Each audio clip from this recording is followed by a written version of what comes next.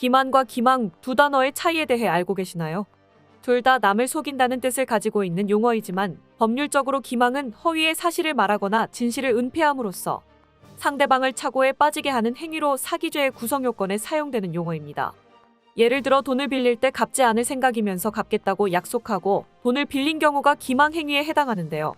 KF-21 분담금을 낼 생각도 없으면서 내겠다 약속한 인도네시아가 한국을 기망하고 있다고 할 수 있죠. 돈이 없다며 KF-21 분담금 8천억 지불을 미루고 있는 인도네시아는 지난해 프랑스와 10조 원 규모의 라팔 42대 구매 계약을 체결하더니 최근에는 미국에서 F-15의 최신 개량형인 F-15EX 도입까지 추진하고 있습니다. 총 36대 139억 달러 규모의 계약으로 돈 없어서 8천억 원을 못 준다던 게 얼마나 뻔뻔한 거짓말인지가 드러났죠. 그런데 이제는 인도네시아에서도 대놓고 뻔뻔하게 나가기로 결심한 것 같은데요. 지난 9월 4일 인도네시아 군사매체 조나 자카르타에서 KF-21 프로젝트에서 인도네시아를 희생양으로 삼는 한국의 행위를 미국에서 응징할 것이다라는 어처구니 없는 기사가 올라왔었습니다. 해당 기사에서는 한국이 KF-21 개발 부진 문제에 인도네시아를 핑계로 삼는 큰 실수를 저지르고 있다며 미국은 한국의 실수를 이용하여 보복 시나리오를 계획하고 있다고 주장했는데요. 해당 기사에서는 미국이 F-35와 F-15EX 전투기를 유럽과 동남아에 판매하면서 KF-21이 나오더라도 발붙일 곳이 없어졌다고 말하며 인도네시아까지 F-15EX를 구매하자 KF-21은 아시아 진출 기회까지 상실하게 되었고 한국은 KF-21 프로젝트가 무너지고 있다는 공포에 휩싸였다고 덧붙였습니다. 마치 인도네시아에서 KF-21 계약을 완전히 파기한 것처럼 말하고 있는데요. 이 어처구니 없는 주장에 대해 인도네시아의 망상이 이제는 경지에 도달한 것 같다고 말하고 싶습니다. 애초에 F-35와 F-15EX는 KF-21과 시장이 겹치지 않는 전투기입니다. F-15 전투기의 최신 개량형인 F-15EX 이글2는 대당 가격이 무려 1억 5천만 달러에 달하는데요. F-35와 맞먹는 가격 덕분에 미국 내에서는 F-15EX 도입을 반대하는 목소리가 큽니다.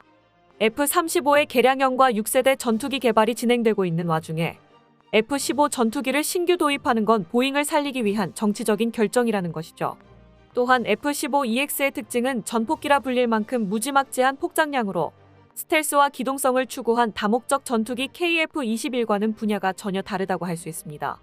KF-21의 포지션은 저렴한 F-35로 미국으로부터 경제적, 정치적 이유로 F-35를 구매하지 못하는 국가들이 대상입니다. 일각에서는 F-35의 가격이 낮아져 KF-21의 경쟁력이 떨어졌다고 주장하고 있지만 여전히 F-35의 기체 가격은 KF-21의 2배에 달하고 기타 후속 지원 비용까지 포함하면 비용은 3배에서 4배까지 증가하게 됩니다. 또한 군의 입장에서는 미국의 수출형 다운그레이드와 기술적 폐쇄성을 고려하지 않을 수 없는데요. 미국의 기술 보완으로 인해 F-35를 구매하더라도 마음대로 정비할 수도 없고 원하는 미사일을 장착할 수도 없습니다. 물론 미국과의 관계를 구축할 수 있다는 비교할 수 없는 큰 장점이 있지만 KF-21이 공략할 만한 시장은 충분한 상황입니다.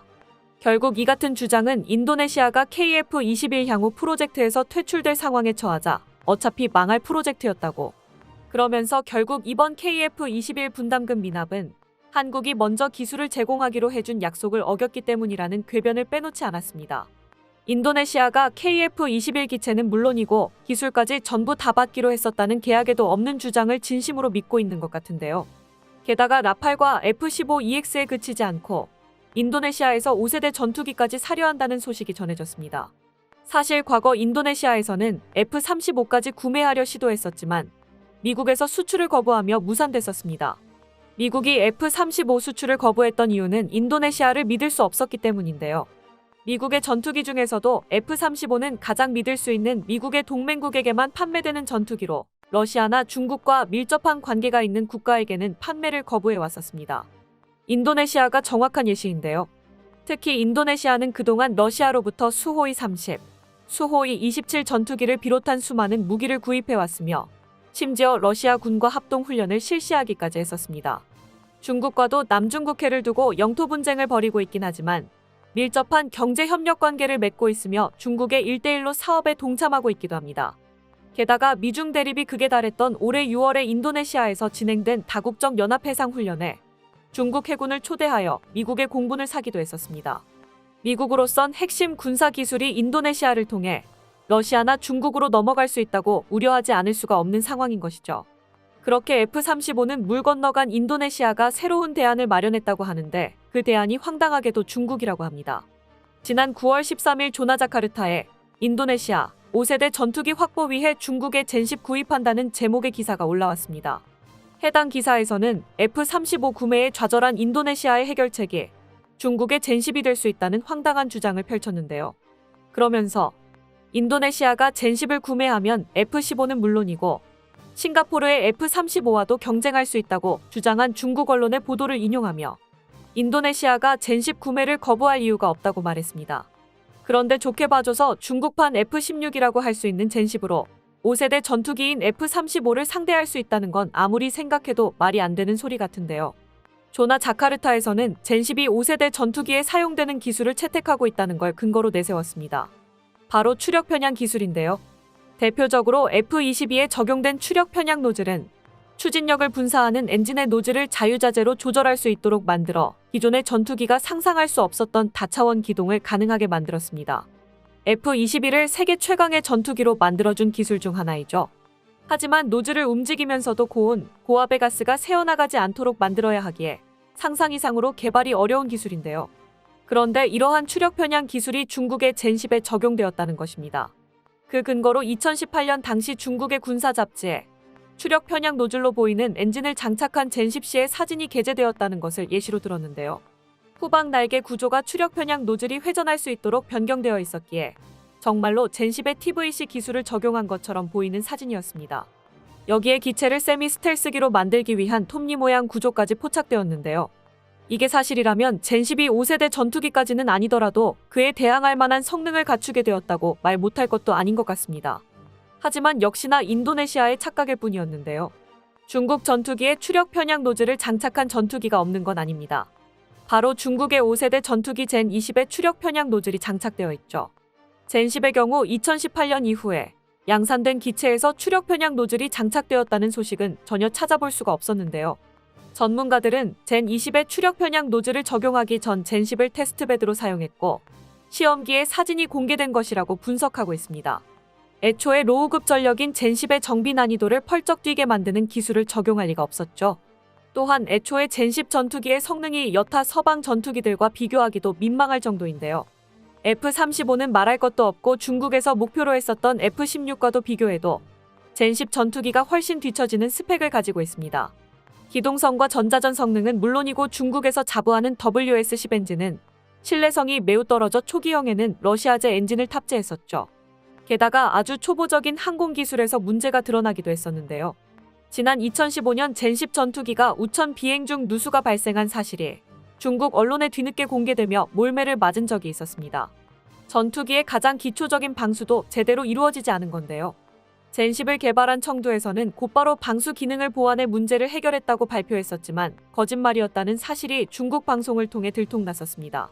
지난 2021년 중국 관영 매체인 CCTV의 군사 프로그램에서 젠10 전투기의 정비 현장을 취재했는데요. 그런데 젠10을 정비하는 병사가 전투기를 마른 스펀지로 닦는 장면이 카메라에 담겼습니다.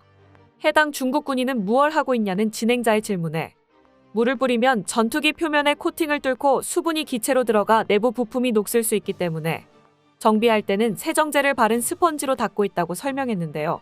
또한 절대 자동차 세차하는 것처럼 물을 뿌려서는 안 된다며 전투각이 비와 습기에 아주 취약하다. 종종 고장이 나면 원인을 찾을 수 없어 골치가 아프다고 덧붙였습니다. 이 인터뷰는 그대로 방송을 통해 공개되며 얼떨결에 중국 전투기에 심각한 결함이 유출되고 말았습니다. 앞서 청두에서 젠10의 누수 문제를 해결했다던 거짓말이 들통난 것입니다. 군사 전문가들은 중국 전투기는 그럼 우천시 작전을 하지 못하는 거냐고 황당하다는 반응을 보여주었습니다. 대만의 한 군사 전문가는 비만 오면 중국 전투기들의 괴롭힘이 사라지는 이유를 드디어 알았다고 비꼬기도 했었죠. 게다가 중국에서 젠10의 빈번한 추락 사고를 감추고 있다는 의혹이 제기되기도 했는데요. 인도의 군사 전문 매체 유라시아 타임즈는 중국에서 젠10 전투기 추락은 흔히 볼 수 있는 일이라며 중국 당국에서 젠10 전투기 추락 사고를 은폐하고 있었다고 폭로했습니다. 실제로 젠10 전투기가 허난성 지하루 강에 추락한 영상이 중국 인터넷에 올라왔었지만 당국에서 곧장 영상과 사진을 지워버렸고 중국 정부에서는 추락사고에 대해 어떠한 언급도 하지 않았습니다. 현재까지 중국에서 인정한 젠10 추락사고는 2016년 11월 16일에 발생한 고개비행 추락사고 단 한 건뿐인데요. 당시 수많은 사람들이 사고를 목격했었기에 인정할 수밖에 없었던 사고였죠. 이렇게 추락사고까지 은폐하는 중국이 전투기의 결함이라고 공개했을 리가 없는데 이런 전투기를 사겠다는 인도네시아의 사고방식을 도저히 이해할 수가 없습니다. 게다가 중국 전투기를 도입한다면 F-35에 이어 미국의 최신 전자장비가 탑재된 F-15EX 수출까지 무산될 가능성도 있죠. 이처럼 인도네시아 공군은 완전히 모순되고 엉망진창인 행보를 보여주고 있는데요. 러시아의 프랑스, 미국, 중국까지 다국적 전투기로 구성된 인도네시아 공군이 과연 동남아 최강의 공군으로 거듭날 수 있을지 없을지 이제는 한국과 전혀 상관없는 일이 되었으니 한 발 떨어져서 구경이나 하면 재밌을 것 같네요. 끝까지 시청해주셔서 감사합니다. 도움이 되셨다면 좋아요를, 다른 이야기도 궁금하시면 구독을 눌러주세요.